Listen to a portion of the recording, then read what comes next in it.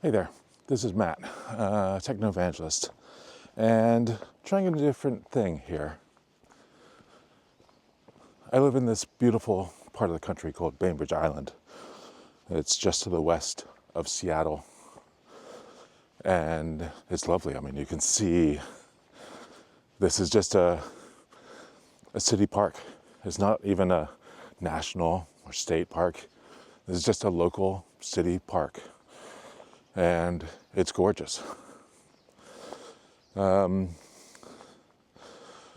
thought it would be interesting to do kind of a off-the-cuff video sharing some thoughts about stuff I'm working on. And maybe nobody will watch it. I don't know. But I'm on the walk. I'm thinking these thoughts. Maybe I should record it just for my own sake so I remember what I'm thinking about. We'll see if I see anybody on this trail. Looks like there were 2 cars in the parking lot, and they were runners going in the opposite direction. So I'm probably on my own for this one. This trail is the Blakely Harbor to Fort Ward. I think it's about mile, 2 miles, something like that. It's a lovely, lovely walk. And it's not too bad of a day. It's not sunny, but it's not rainy. So what were my goals for this kind of thing? Well, I bought this camera about 11 months ago with the goal of recording videos of the walks I take, as well as to start introducing my surroundings into the normal videos I do. I was never really sure how to do it, but I got the camera and then I was gonna wing it. And well, I think this is the first one we're actually doing.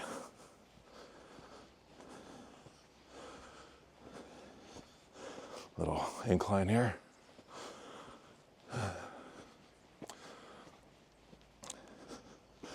What finally, I'd been thinking about doing this for a year and a half, maybe. But the final kind of last thing to actually buy the camera was we took a camping trip. We rented a camper van, a Westfalia Volkswagen older van from a local company called Pack Westy. Had a great time. Went to Crystal Beach and to Nia Bay, and it was lovely, but I never broke out the camera. And I've taken this camera with me on all sorts of trips, never broken it out.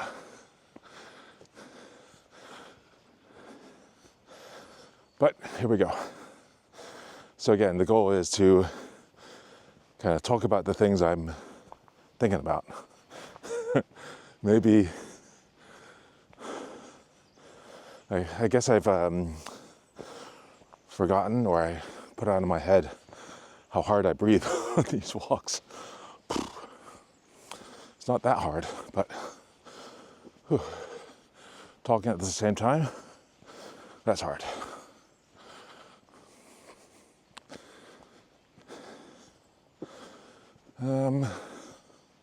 So one of the things one of the videos I just recorded, so let's take a look at how I make my videos. To make a video, I come up with a topic, a general topic.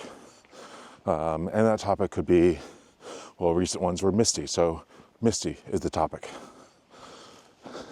It's not really an idea yet, but just a overall topic. And I put those on a post-it note that I stick on my board, on my wall. And then I see one that kind of resonates, and I pull it off, and I wonder if my microphone is too close. I see it go into the red every now and then.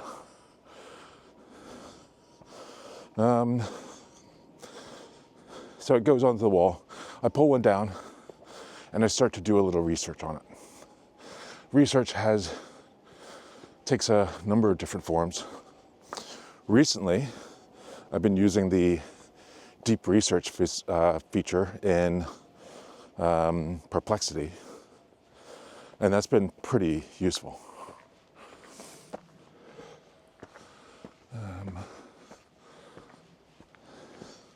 It does a great job of pulling out all just finding interesting things to talk about. And it could also mean doing the research myself, going to different web pages, watching different videos, and all that, and come up with the research. And from that research, hopefully come out 1, 2, 3, 4, 5 different ideas. And an idea is the video, the topic of the main focus of the video. At that point, I bring it into a tool called Spotter Studio. And Spotter Studio is this great thing for putting in a topic, coming up with potential titles that'll work really well. And it does an amazing job of coming up with angles for that idea that I hadn't actually thought about. And so once I come up with a good title, then I use the thumbnail ideas thing, and it generates some mock-ups of interesting thumbnails. A lot of them are garbage, but eventually I find one that's really good. And I put those all in a notebook. I use Obsidian for that. And then at that point, I need to start coming up with the script. And there's a few different tools I use. Sometimes I just start going at it and typing out the script. Other times, I use a tool called lex.page. And that comes for free with a subscription to the Every newsletter. And there's a great prompt that I found from, I feel like the YouTuber's name is N8 Wealth. But anyway, he had a really cool prompt that comes up with a pretty good script, outline and script. And then I tweak that. Or one other tool that I've purchased, yet I don't know how I feel about it, is called subscriber.ai. And I got in when it was particularly inexpensive, but I'm not really sure how I feel about it. But I occasionally use that too. And sometimes I use Subscriber, which is really nice tool for building out the script. But once it comes up with the kind of final script, it's hard to tweak it, because I think of that as more like the first draft. Once it's written the first draft, then you can't really do anything with it in Subscriber. So I then copy that into lex.page and tweak it, add some extra content, mostly take a lot of stuff away. And those two seem to work out well. So you can see, writing a script takes a while. It could take 3 hours, 4 hours, 5 hours. And some people might think, well, hey, 3 hours, 5 hours, why don't I just record it, write down some bullet points and record it and wing it? Except I have not found that to be a useful approach. If I try to do that, I'm going to spend 4 hours in the edit getting something that is okay. I've probably missed the point that I really wanted to cover. And yeah, it's just a lot of work. So I have to do the work somewhere.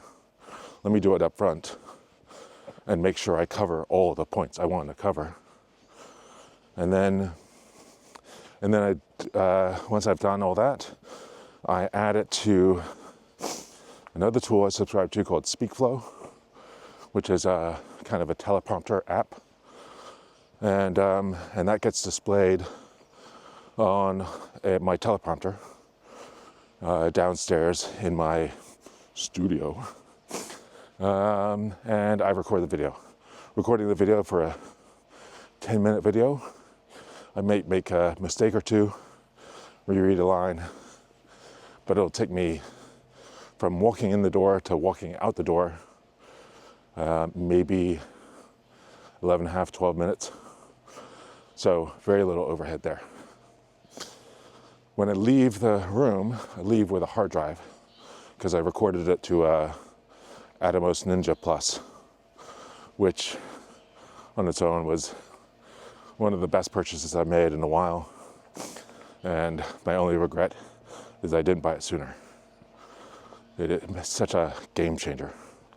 Writing to a hard drive versus writing to a SD card or anything else. What are we doing for people? Yep. So then I bring it upstairs, load it up into Final Cut, and start editing. That first draft of a cut for a 10-minute video, speeding through, getting rid of the breaks and places where I have to say something twice. For a 10-minute video, that part takes maybe 12 to 15 minutes. It's really quick. And now I've got a good base to start from. And anything else takes, 2 hours, 3 hours. And I'm saying exactly what I want to say, and it's great. So, this is why I like scripted videos, because I've just gone on this long tangent, forgetting completely what I wanted to say. Well, okay, so maybe I was saying that I don't like to wing it like I do with this, but we're trying something new. Yeah, I hope that's what I'm talking about. Oh, it sounds like there's some work going on at a neighboring house.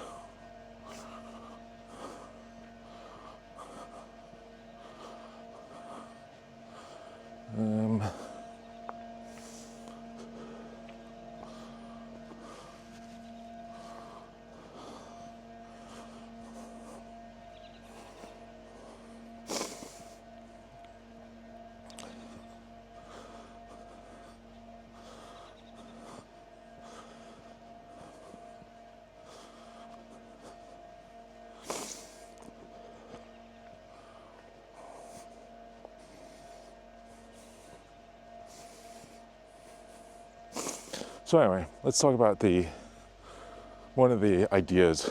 So one of the recent videos I did, I just clued on to what I was originally going at. So recently, I made a video, or I'm in the process of making it. I've written the script, and then 2 days ago in the evening, I recorded it. And I've done the initial edit. And now I just need to add the B-roll and kind of titles and that kind of stuff. And I'll be able to post it next Thursday. So with that video, I'm talking about a tool. God, what's it called? Well, it's just a tool to help me work on comments. YouTube comments come in. I did a recent video where the main focus is this new model from Perplexity that is a fine-tune of a model from DeepSeek. And because of where it comes from, it has to do some fine-tuning, or it has to do some centering. And this video is mostly about the fact that Perplexity was able to do a fine tune to remove that censorship. The comments were wild. I would say 90% of the comments either didn't watch the video or missed the whole point of the video and just latched on to, well, censorship is not that bad in DeepSeek. It's worse in OpenAI. It's like, the video is not about OpenAI. It's not really about censorship. It's about this fine tune that kind of solved the problem. I gotta tell you what the problem is in order to say that they did a good job solving the problem.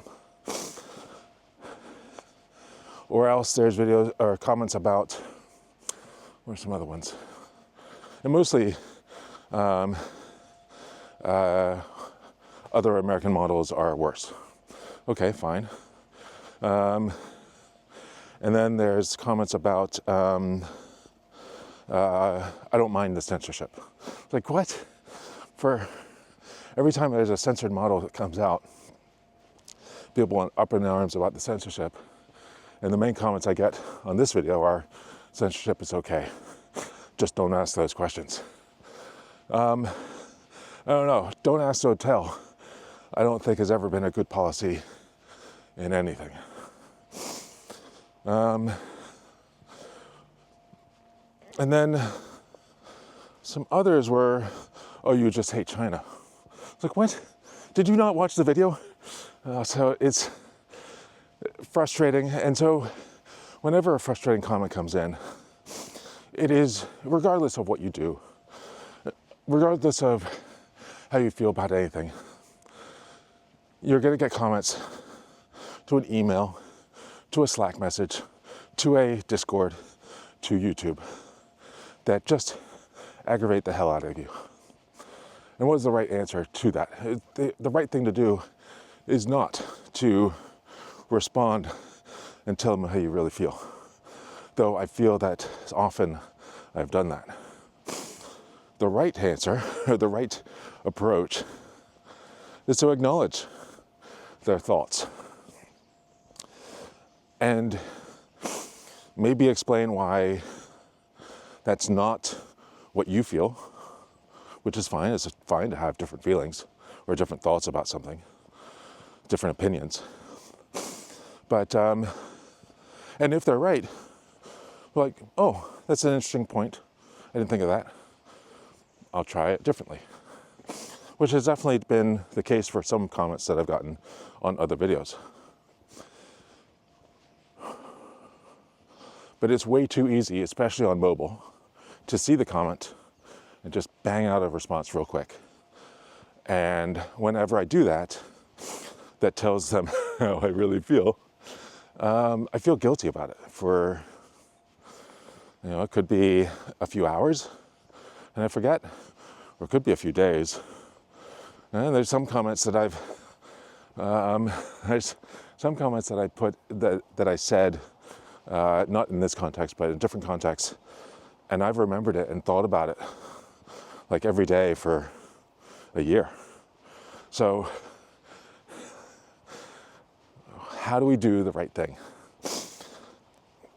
So I found this tool that made it a little bit easier to copy down the comment, write your response, and it tweaks it to be the best version of you. And I think this is pretty great. It's still an extra step. And sure, you could do that with you open up any model, paste in the comment and say how you'd like to respond, and it'll do it, and then you copy paste into somewhere else. But that's like an extra step, which means it's probably not going to get done. So I really like this tool, which, again, the video will come out Thursday, I think. But that had me thinking, wouldn't it be better if I could automate more of that? And I think I can. Essentially, using N8N, wow, looks like some,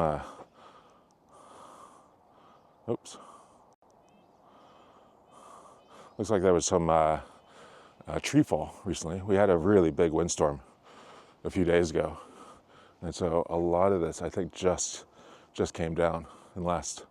Although those stumps look like they've been cut for a while. We had a really big storm last week, another really big one a few weeks ago, so maybe it was from that. Yeah, some of these cuts look pretty fresh.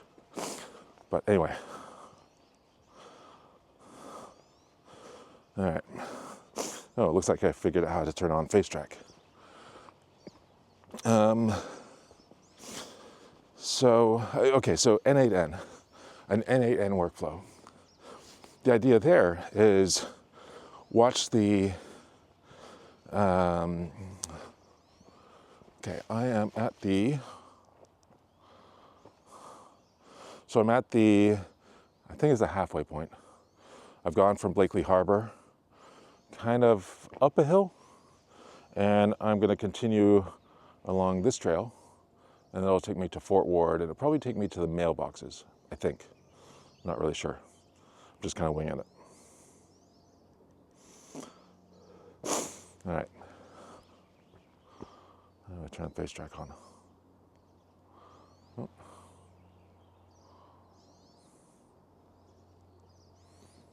There we go. All right. So with N8N, I'm going to have the trigger for the workflow would be, I don't think I can have YouTube ping me when there is a new comment, but I can check the comments using the API every 5 minutes, every 10 minutes, something like that. And if there's a new comment, that triggers a flow. If there's any new comments, it triggers a flow. Break that up into several items. And each item would be sent to a AI to understand the sentiment and to come up with a potential response based on the guidance I give it. And then send that to me, both the sentiment, here's a positive comment about whatever, here's how I would suggest you respond. Send that to Telegram, which I have on my phone. And there I can say, yes, send that message. Or let's tweak it to be, talk more about this particular topic. I think that initial response should also be a use RAG based on all my previous videos so it knows what I've talked about before, and can even suggest, well, you want to look at this video at this time code even. And that'll help answer your question. And so I can say yes, or tweak it to add this other concept, or what else could I do? Or no, don't respond. In fact, it's so nasty, this comment, I just delete the comment. And whenever the problem with deleting a comment is it's gone. There's no backtracking. And so it'd be nice to record that somewhere in some database saying, here are comments that were deleted, so that the model can understand, here's a type of thing that I just won't stand for. And I think that could solve a huge problem. It means that comments get dealt with much faster. And I don't let feelings get in the way of, I could even have the AI rewrite the question to me for that first take, so that it's a little less harsh.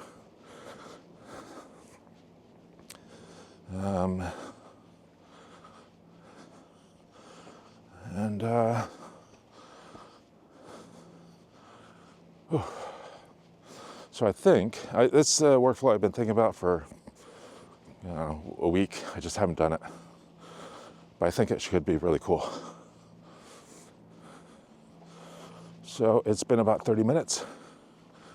I'm coming up to the end of this walk. Let me switch over to showing you what I'm looking at.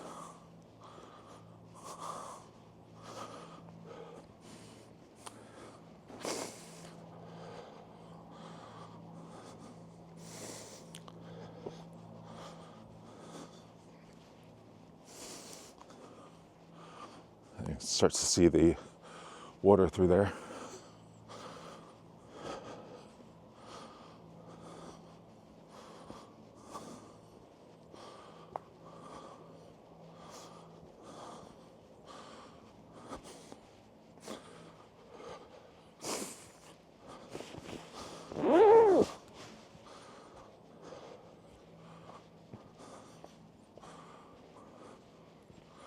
Start to see, I think it's Paulsbo on the other side, or maybe it's Silverdale or Bremerton.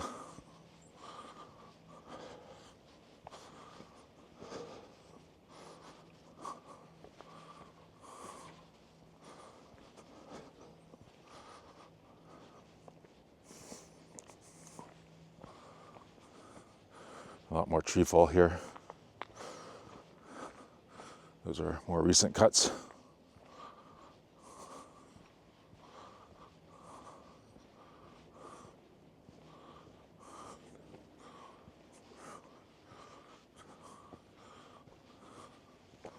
Huh.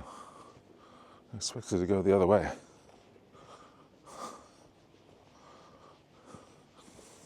Smells lovely here. The recent cuts.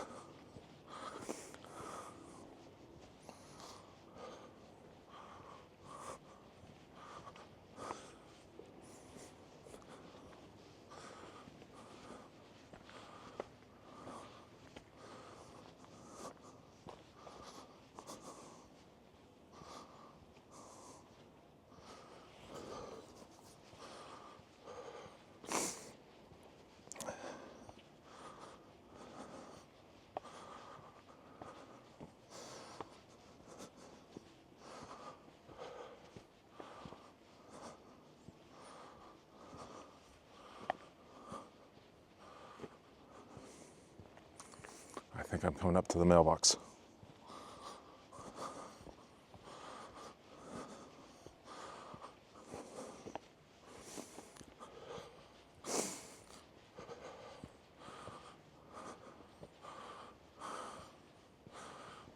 There we go. The Kindred Spirit mailbox.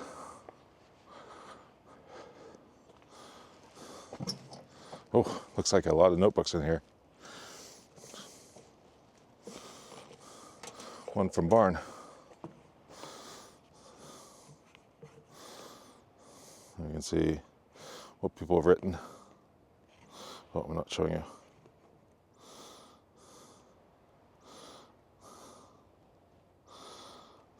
Yep, cool. I don't really want to write anything.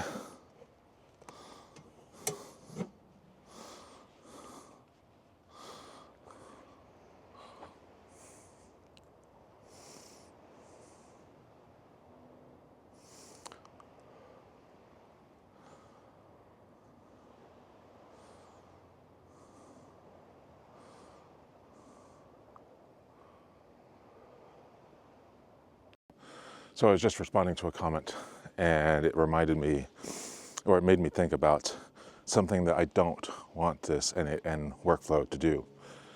My goal is not to make it easy so that I just have to click a button and a comment is posted. I want to make sure it's my voice and my thoughts. The AI is coming up with kind of the first draft, and then I can tweak it to be more me. And hopefully that first draft, as I tweak the prompt, becomes more and more like what I want it to say. Yeah, it should not just be a automated system that just automatically puts in the most appropriate answer. I don't mind a little snarkiness every now and then. And there are some comments that are just deserve a rude answer. So maybe I'll still have some of those too, because there's some really stupid questions. No, not stupid. There are some questions that I definitely don't agree with. Probably a better way of putting that. All right, I don't know. Can you continue walking home? Okay. I'm gonna continue anyway on my walk home. Something else I saw recently. A couple of days ago, I watched a video. I watch a lot of YouTube. Oh, that's interesting. Side note, hopefully I remember what I was originally thinking about. But side note, every now and then I see Colin and Samir or John Ushuaia or something like that, some other YouTubers talk about having an interview with like some of the biggest YouTubers. It is amazing that a platform like this can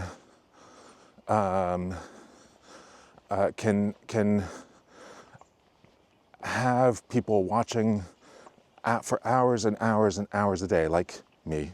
I mean, not many hours, but I probably watch at least an hour or two of YouTube a day. And I'm looking at what's on my feed. And then they'll have interviews with people that are at the top, like producing more videos, having more watch time than anybody else.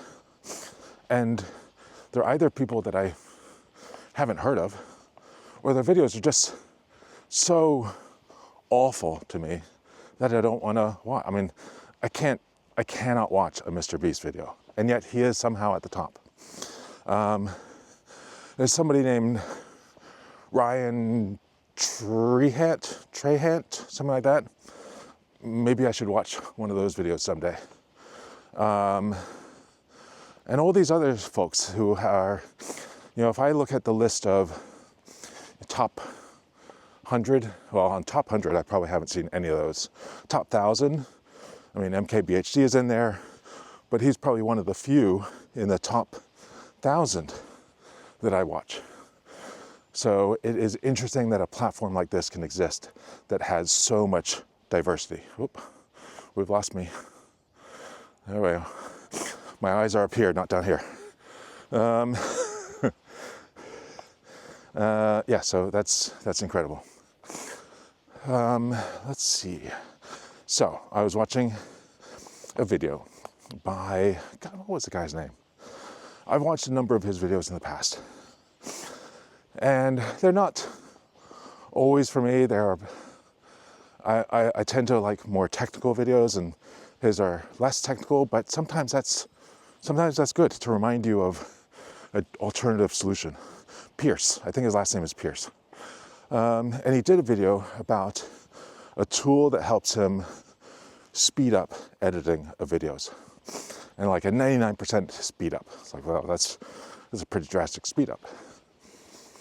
And it's mostly on the initial edit, but I think he's also using it for the whole thing. Oof, it's getting warm.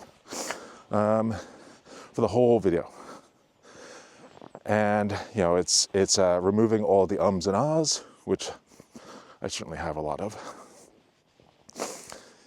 It removes the, sometimes you say something and you say the line again because you want to fix it. It adds B-roll that's relevant. Ooh, I cannot find my face because it's too bright behind me. I gotta fix that. It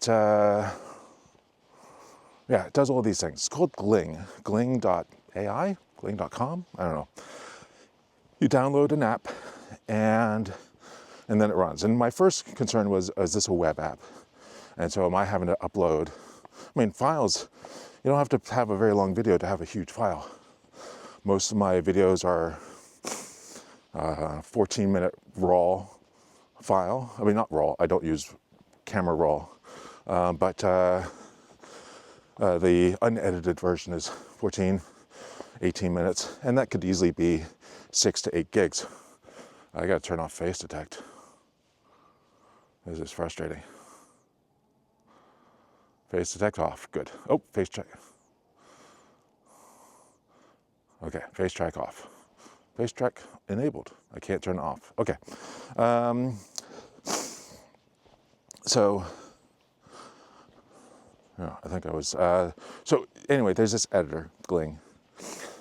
I get easily distracted. This is why I like a script, because I don't get distracted. But he's, oh yeah, uploading files can take a while. But thankfully, when I tried it, the first project you do has all the pro features turned on, so that's great. So I tried it out and added a video, just one video that one of my most recent videos. I did that. And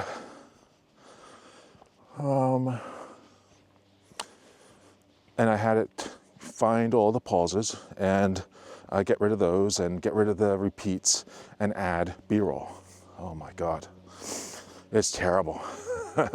I mean, it got rid of some of the gaps, which is great. But then a lot of gaps it didn't get. And so I had to go in and tweak those. And often it will get the gap, but then also cut off, the first second of you talking. So you have to go in and edit that. The problem with all these edits is that all the keyboard shortcuts are gone. There are no real keyboard shortcuts in this tool. So you have to use the mouse. So that slows you down right away.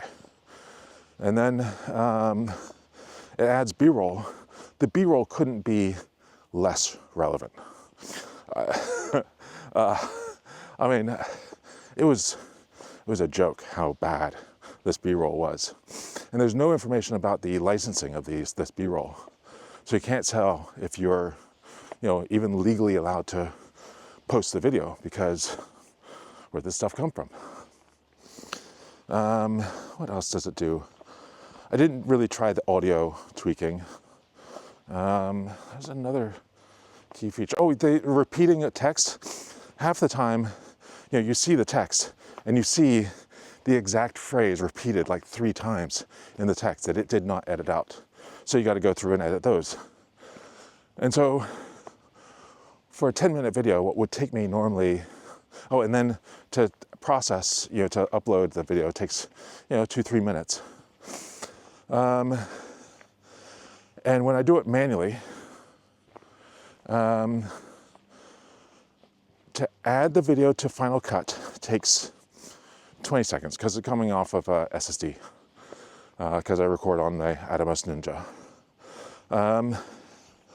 And then to do the initial edit that this thing is trying to do only takes me, for a 10-minute video, 13 minutes, 14 minutes to get rid of all the uhs. I don't really have many of those when I'm on a script. And to get rid of all the repeated phrases, 13, worst case, 16 minutes. So and I feel like I'm having to do more work in Gling to do just the basic. And then it adds this useless B-roll, which is crazy. And then, to make things worse, for export, there's 2 options. You can, my eyes are up here, not down here. For the export, you can export as a Final Cut XML project, which is great. Bring that into a project or a library in Final Cut, and that works. It brings in all the content, so you can fix all the bad edits it made. But you have to fix the bad edits you made. And those edits are so abrupt. They're really bad edits. So, and then there's also an option to export directly from Gling. Oh my God, do not choose that. Again, this is a 10-minute video, 11 minutes, maybe 12 minutes. Exporting from Final Cut after I do all my changes, including titles, some magic masks, and all sorts of other stuff adding to it. The export will take about 4.5 minutes. The export from Gling, for some reason I didn't have a lot of space left. I had about 600 gigs left on my hard drive. It consumed pretty much all of that and complained that it was out of space, so it stopped. It had only made it halfway through, and that was at the about 90-minute mark that it gave up. So to do the full thing, it probably would have taken 3 hours. So I really, and then the other thing it can do is create a description, I think. I think I just saw that there. Whatever I saw was not very good. And it can also create chapters. Chapters were useless. I mean, the chapters I came up with by hand, I had about 12 chapters, and because I had pretty long sections that were without a chapter, or one chapter. And this came up with 4. They weren't even in the correct spots. It's just a terrible, and then, well, you find out that this guy has affiliate links to the app. And so is he just saying these things because he will make some money? And that is the danger of affiliate posts and sponsored posts. Is the person saying it just because they're making a buck? And maybe that's one of the reasons I haven't done any sponsored content yet. I want to make sure it's content or material that I can really recommend before I take a sponsorship. And because it damages my brand. It damages their brand. It damages, it's just not worth it. People are taking a quick buck for something that is, I mean, this isn't just, I don't think this is just my opinion. I mean, this was just demonstrably bad. And I don't know if I should even make a polished video about this one. Got the materials just in case, but I don't know how I feel about it. One negative video, or a negative video from me, doesn't affect the company. If the tool is that bad and the company fails, I mean, it's not going to fail because of me. I'm not MKBHD, but even then, that wasn't his fault. Fisker and who else was it? Rabbit, or one of the others. They were bad tools, bad products, bad companies. So they were about to go down anyway. So anyway, well, I see people, my first set of people.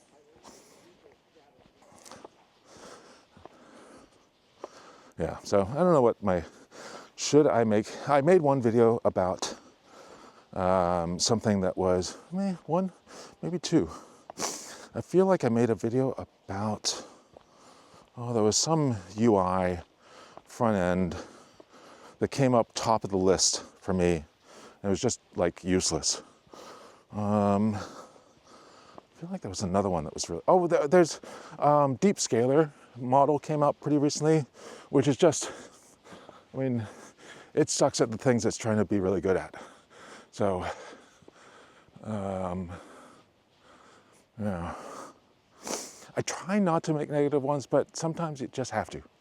Anyway, now I'm just kind of not making any sense. All right, I think I'm gonna walk the rest of the way and in silence. Hopefully, if I edit this video, it's not gonna be 40 minutes. Who knows? And hopefully this is interesting to someone just more than just me saying it right now. I don't know, maybe it's not. Maybe I'll do it anyway. Maybe you just get to see more of this walk that I'm on. How about I leave you that? It's kind of like growing up, I used to love watching Sunday Morning with Charles Kuralt. And the last minute, 2 minutes of the program were some beautiful scenery somewhere in the US. Usually, I think it was always in the US. and we just got to watch ducks on a pond or trees swaying a little bit, and I love that. So maybe I'll just leave you with a few.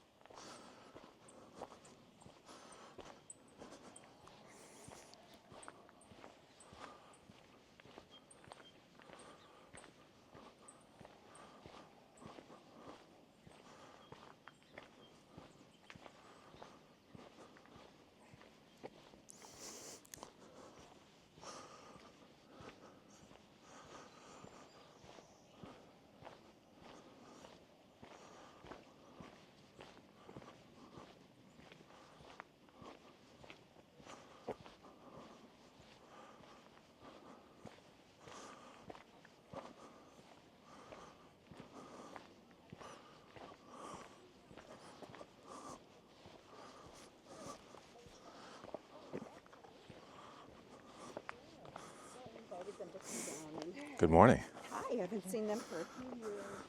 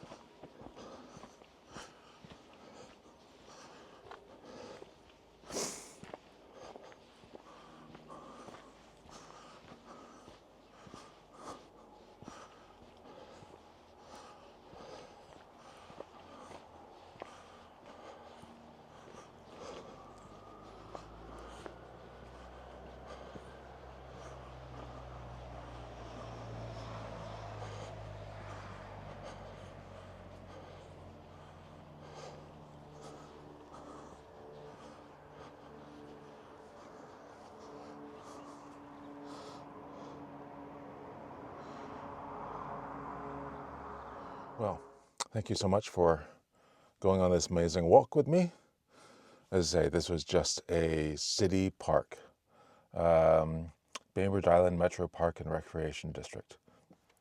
It's amazing that it's amazing that just a city has such amazing trails, and this is just one. I mean, I walked for an hour. We don't need Bluey coming on. An hour, and up until the end, I didn't see anyone. And it is just, there's so many trails like this. Grand Forest, Ted Williams, Olson Williams, Fort Ward itself, Blakely Harbor itself, and so many others that are just spectacular. So hopefully this works. Hopefully you're seeing this, and it kind of passed the minimal bar I'm setting for this video, and hopefully it was interesting, and hopefully at least one of you wants to see another one. Even if nobody likes it, I'll probably do it again and get better. This is the first one. It's gonna suck. All right. Well, it's 10:20. I got to go pick up my wife from Masters Swimming, and yeah, that's it. All right. Till next time.